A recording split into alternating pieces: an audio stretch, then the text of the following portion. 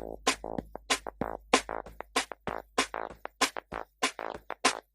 Movie Health Podcast is proudly supported by Telemoods by eClapper Project Inc.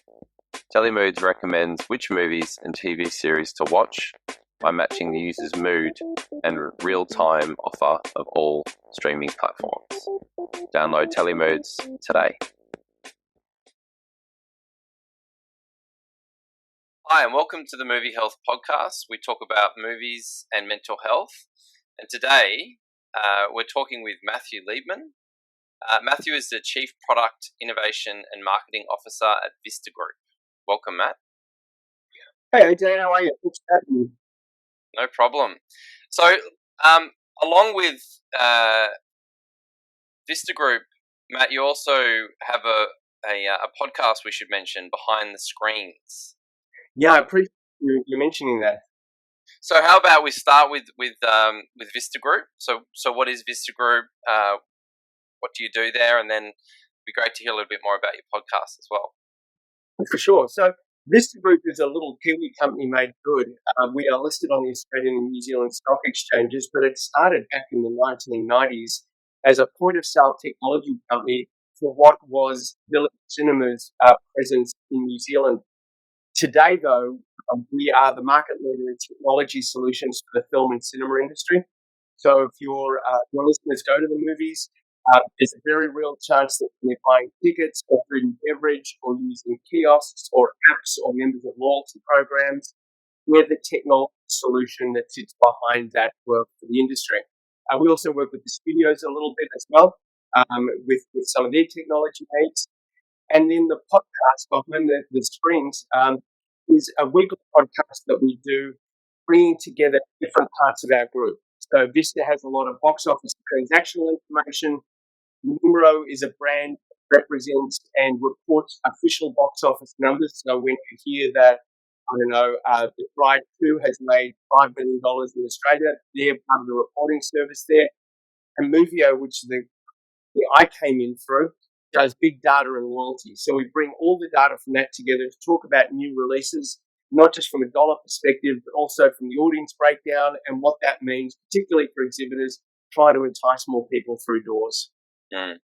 Yeah, no, and I'm a regular listener to Behind the Screens. Not having a pure marketing background, which I think it's a little helpful listening in because there's lots of neat stats and figures, but it is actually quite fascinating to hear about how different demographics will go to similar movies and vice versa, and hearing that breakdown of the type of people that go to a whole range of different movies. And how that can obviously be helpful in marketing and targeting certain movies as well. So I quite like it. I quite like the 7 minute episode not long ago. I think you ended up talking about Argyle at the time. Yeah. Waiting for Argyle. That's it. It's a tough time for the industry at the moment. On the back of COVID a little bit, but also the strike. Just like a lot of our supply chain, there haven't been enough movies. And so our podcast is usually 20 minutes to 30 minutes, but with nothing out, we were struggling, and 7 minutes probably had a bit of padding in it. But thank God for Dune 2 coming up and the breaking of the drought going through the balance of this year. Hopefully they'll get a bit longer. Yeah, absolutely. And I've noticed a re-release of movies that are, like Oppenheimer, that will get, a bit of more of a resurgence around Oscar time as well. Yeah, we're getting into that with the Screen Actors Guild Awards last night, and hopefully it's a chance for people to go and tick the last of the films off their list before the Oscars in a couple of weeks. Yeah, absolutely. I'm going through that process as we speak. There's a few I haven't seen, but most of them I have, and it's an exciting time in cinema and movies. So today, we're talking about your favorite movie, and that is, I know that's a difficult task. I'm sure, particularly for someone that gets the opportunity to see a lot of movies. But the movie we're going to talk about today is Midnight Run. So Midnight Run, 1988. Correct. Starring Robert De Niro, Charles Grodin, yeah, Grodin. Directed by Martin Best and written by George Gallo. And I think if we mention a couple of movies that both of those gentlemen were involved in, Martin Best probably alongside Midnight Run, known for Beverly Hills Cop, Mm-hmm. and George Gallo. There's a few in there, but after Midnight Run, I don't know if you're aware that he did a series of straight to TV movie Midnight Runs. I've not seen it, but I know they're out there. Yeah, they're out there. That's a good way to put it. But Bad Boys, probably, Yep. well, and I think he was involved in all four of them, four or three. But definitely, of Bad Boys fame. So, fairly well-known cast and crew there. There's a few others that would like to talk about, but would you mind setting up or just explaining what Midnight Run is?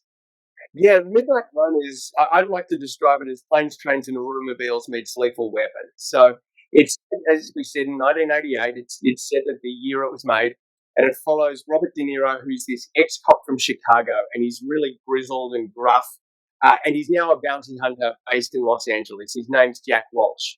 And the other party, you mentioned the actor Charles Grodin, he plays a character called Jonathan the Duke Mardukas. And he's this honest accountant who one day finds out that he's actually working for the mob. He didn't know that. So what he does is steal the mob's money and starts giving it to charity. And he's then arrested for embezzlement. But he skips bail. And so a bail bondsman who put up the bail for the Duke gets Robert De Niro's bounty hunter, track him down before the money disappears and has to be, surrendered because the bail has been broken. So Robert De Niro really quickly tracks him down to New York within a matter of seconds in the film, captures him, and he's ready to fly him back to LA and collect the reward. It seemed to be a real easy job, and that's where the name comes out. It's a midnight run. But then it all goes to bits. And the movie plays out as they go planes, trains, and automobiles to try and get back to LA in time to return the Duke and make sure the bail bondsman doesn't surrender the money he put up for it. And I also learned that the midnight. Well, thank you. Midnight Run refers to an easy job. Yeah. So Jack, on paper, certainly thought that this would be an easy job, aka Midnight Run. And I like your connection with planes, trains, and automobiles, and also Beverly Hills Cop in there. When I was taking notes, because I hadn't seen it before, and there's unfortunately quite a number of 80s classics by the looks of it that I haven't seen before, but I was certainly aware of it. It's always on, the sort of the top action comedy or action road trip movies. But when I was taking notes, I sort of, there was three words that I wrote down. So it was cigarettes, swearing, and guitars. Yep. Because, you certainly know you're in a certain period of time when you've got Robert De Niro in pretty much every scene, smoking cigarettes, smoking his Marlboro Reds. And, you wonder, and I think he was actually smoking, in that period. And, certainly enjoying it.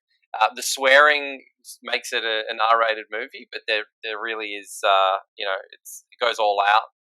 There's no restraint there. And then the classic 80s guitar riffs that really that prop up throughout the whole movie, from the beginning to the end.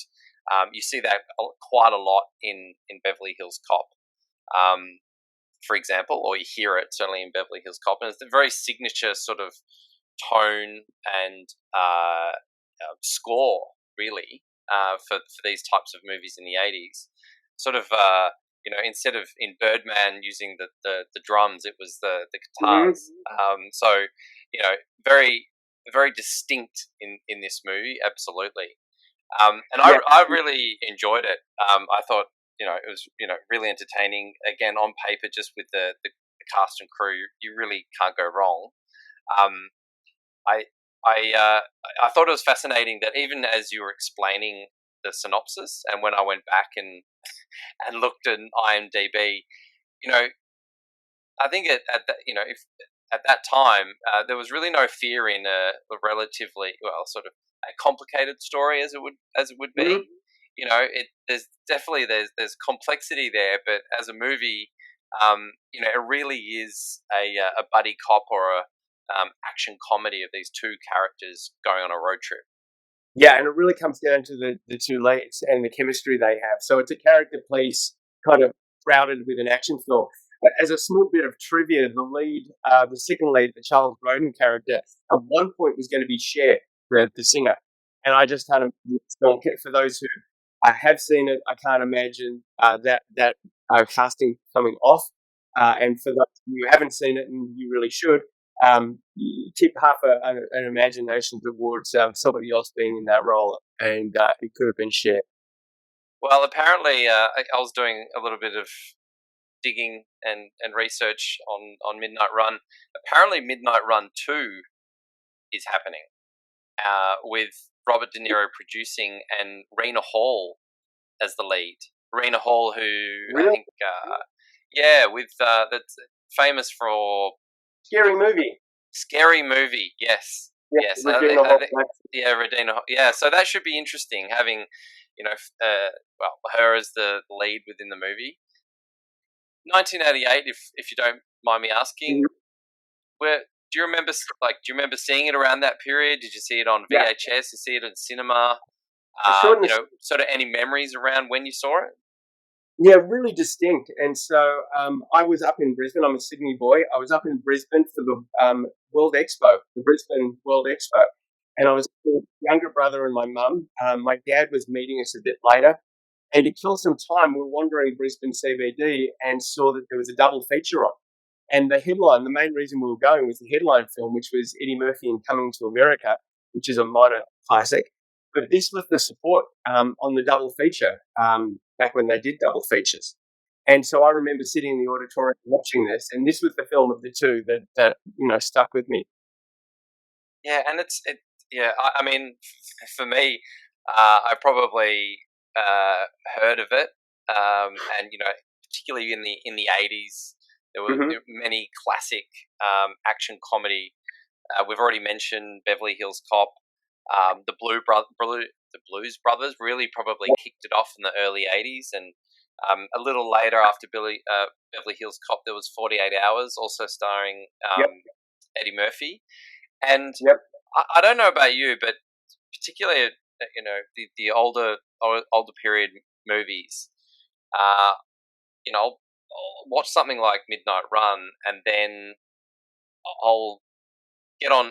Even though I'm sort of intently watching the movie, I'll get onto IMDb, and then it's fascinating the I suppose the mind map or the web, the connective tissue that you can Mm-hmm. learn about from a movie in a certain period of time.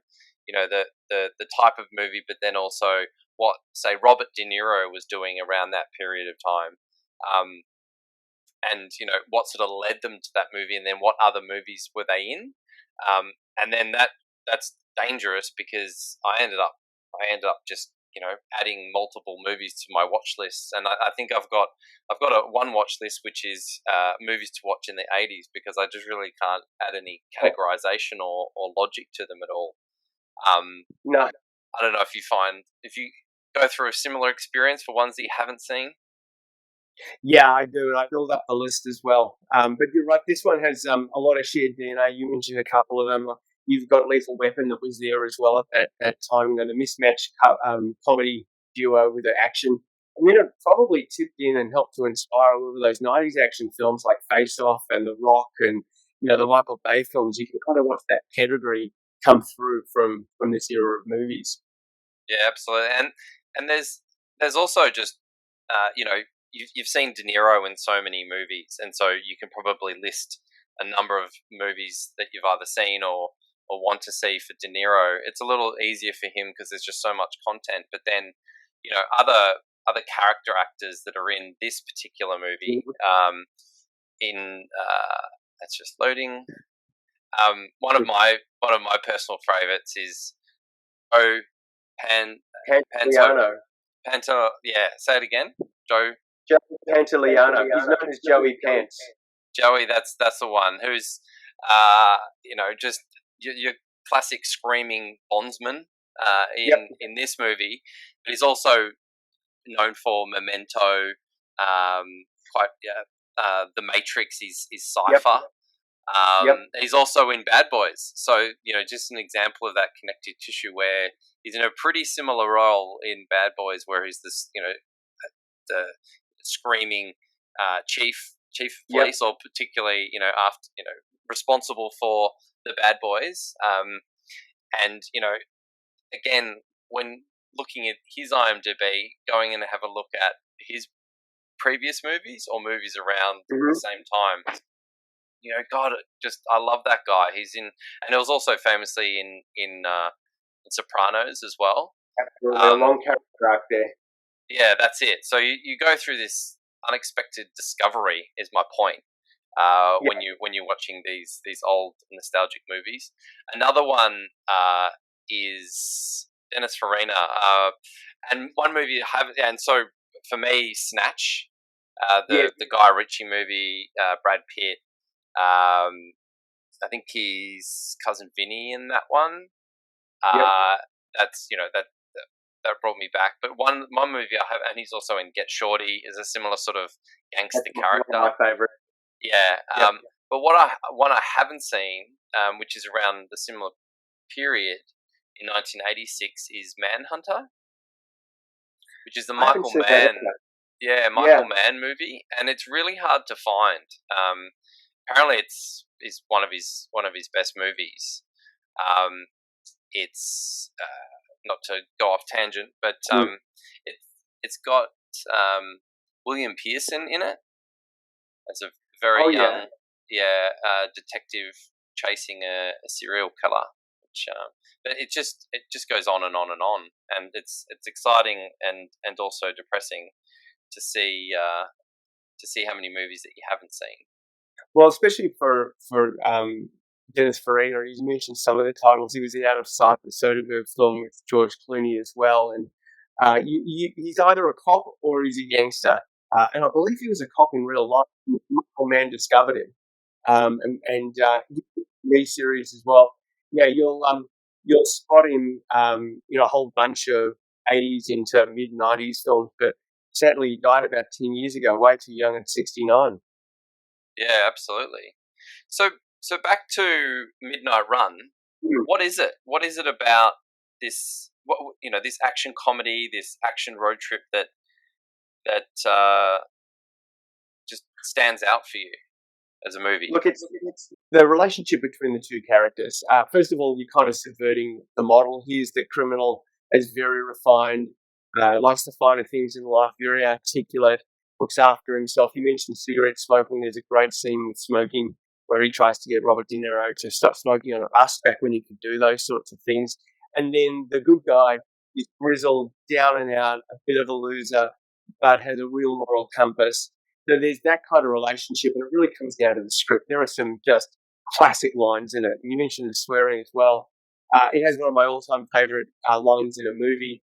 I'm not sure you can swear on this podcast, but it's the line, "I have two words for you, shut the something up." It delivers perfectly. And so there's all that sort of, really crackling dialogue. It's got some good action in it as well, some legit laughs. And then I think part of it is just the memory of seeing it as well. For me, movies are as much about the moment as the movie itself. So, going to see it when we're on holiday, seeing movies on holiday always feels particularly, I don't know, luxurious or extra special than when you go to the local down the road. There was also that kind of bundled up that made it stay. Yeah, fair enough. And I think your point about chemistry, it really is. It really can be the secret sauce. Well, it ends up being the secret sauce to a lot of the best movies that have ever been made. And, and I think with Charles Grodin, he has other movies he's done. And that's the character of Jonathan Madakas, which is just a stellar character name. but the Beethoven movies, for example, where That's he's where I this, think a lot of people remember him. Yeah. yeah, and where he's the quintessential sort of American with a button shirt and a Yeah. sweater and sort of brown loafers and khaki, and his hair's done a certain way, and you'd sort of see him as an accountant or a certain type of professional, and he's either calm or highly strung. And I Mhm. think one of my favorite scenes uh, in Midnight Run is when he tells Jack that he can't fly, and Mhm. he tells Jack repeatedly, as they're heading towards getting on a plane. I think that sort of on foot, they might be on a bus, and they finally get to the plane, and they're sitting in first class, which is again just sort of, I don't even know if that type of first class exists anymore, where there's sort of an open plan and a table and champagne, the upper deck of a plane, and they're both sitting Mhm. there, and he keeps telling him, and then going from quite a calm demeanor to this, sort of yeah, very stressed, very anxious, irrational sort of turn to his mood. I thought was actually quite funny, and then the way Jack had to deal with him, and being the tough guy, he was saying, it's fine, but he ultimately that's how they ended up on a bus, right? Is they had to leave the Mhm. plane to go on the bus. So I quite enjoyed that, which is cool. Any other sort of elements to the movie? Is there any other sort of action road trip movies that are your favorites, or that you think of when you watch Midnight Run? Not as much the action. I mean, Planes, Trains, and Automobiles is a classic. That sort of, I'm going to do something easy and it all goes to bits. That sort of comes to mind there. And then there's a bunch of '80s action films like Lethal Weapon that I quite like. I guess you could, depending on how you classify it, look at a Romancing the Stone. Want to get through the jungle. That one would be up there as well. Good comedy, mismatched people, bit of action. Um, that kind of feels like a Midnight Run meets Indiana Jones as you start, putting the different comparators together. But that would be another one I've watched over time. Now, with a couple of kids now, one's 16, one's 19, they've been going to the movies with me since little kids. I've been introducing them to older titles. And so get to revisit, films like Midnight Run or Trains, Planes or Lethal Weapon or Romancing, they're all on the list. As they've gotten older, we've gone from ET and graduated upward. These are the ones that I try and pass on down to the kids. What age was ET? Do you remember? Um, The for me, I was a kid. I was 8 or 9. sorry for your children. When did you? At Oh, what well, age did you? Yeah. yeah, roughly the same age, so 8 or 9. So it was quite a while ago.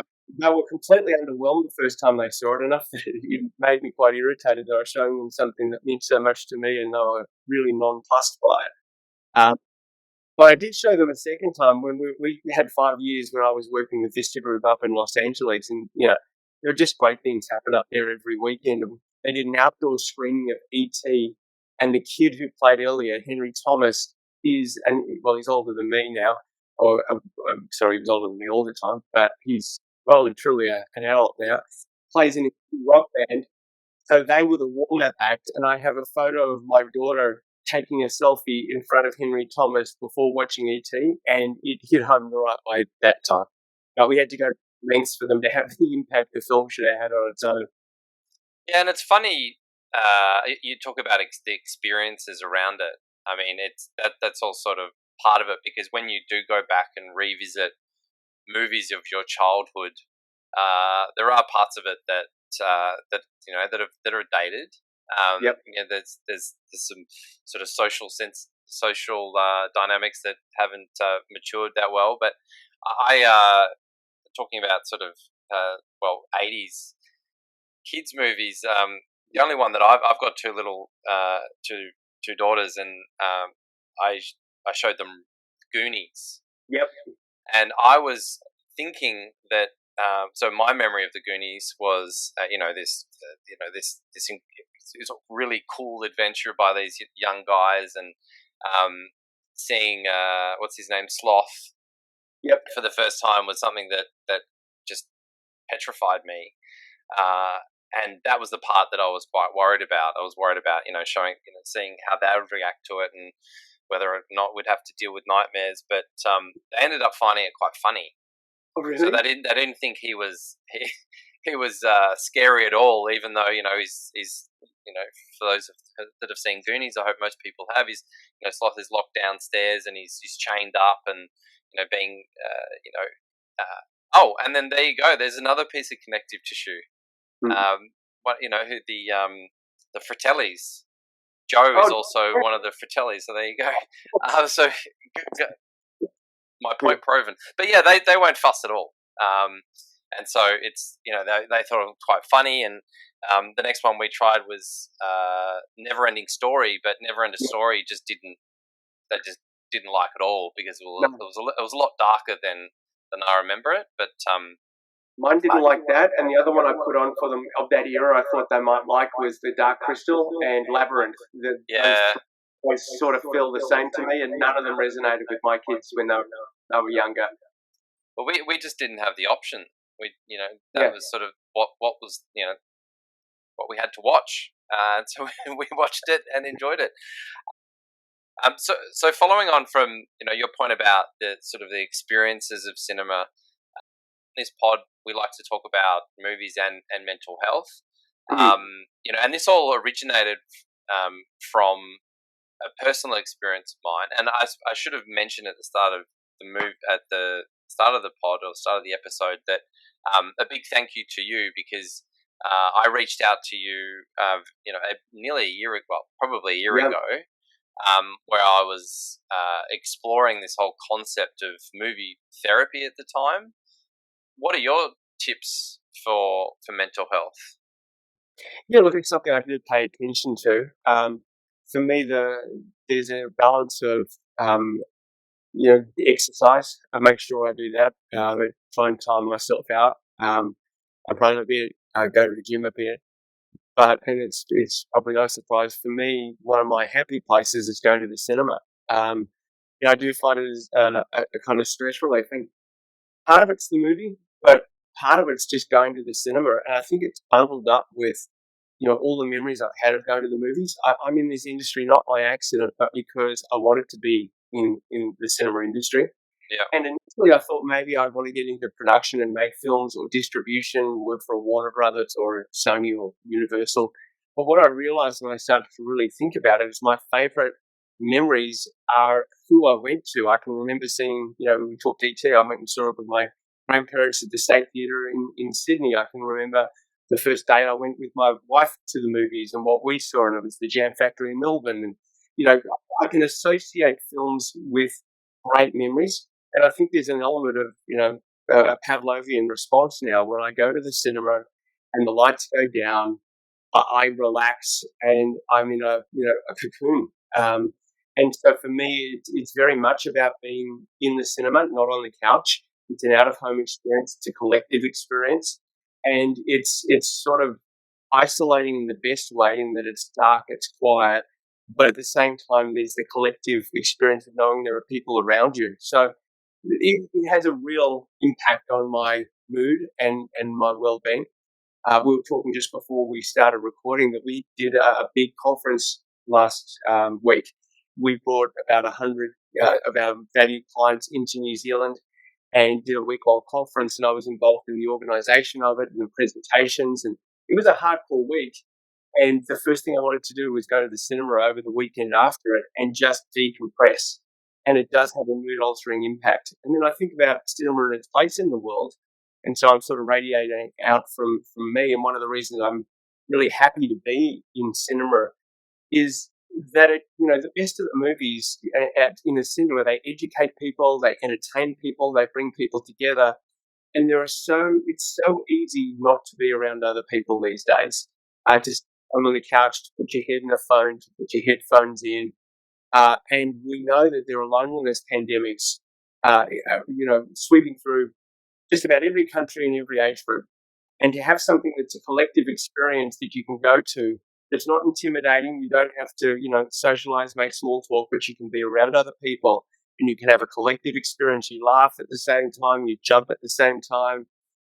there's something to that I think society really needs. So on the one hand, you could say movies and cinema are trivial, they're a pastime, but I really think there's something a little more to it, at least for me and in my mental health and the way I lean in on cinema for that.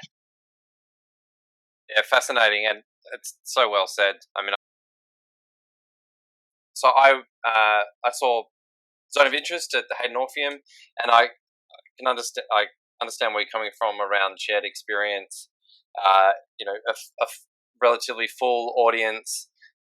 Zone of Interest is, for those who haven't heard of it before, it is a very difficult subject matter, but just remarkable filmmaking and production and sound design, and the audience. I could feel everyone holding their breath. The cinema was silent, and everyone was just waiting to see what would happen next, and that went on continuously for nearly 2 hours, and after it just really affects you emotionally, and makes you think. Like you said, there's many forms of movies. There's many ways you can experience movies. But that experience yesterday is something that I won't forget. Thank you so much, Matt, for your time. Again, thank you so much for your collaboration, advice, and whatever you can do to support movie health as we progress and figure this out. I also believe there's something in this. It's just a matter of determining what that is.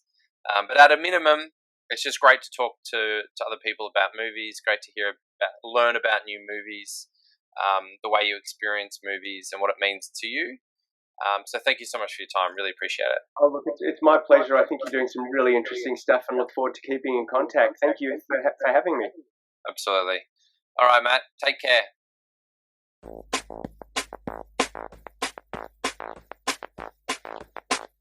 The Movie Health Podcast is proudly supported by Telemoods by eClapper Project Inc.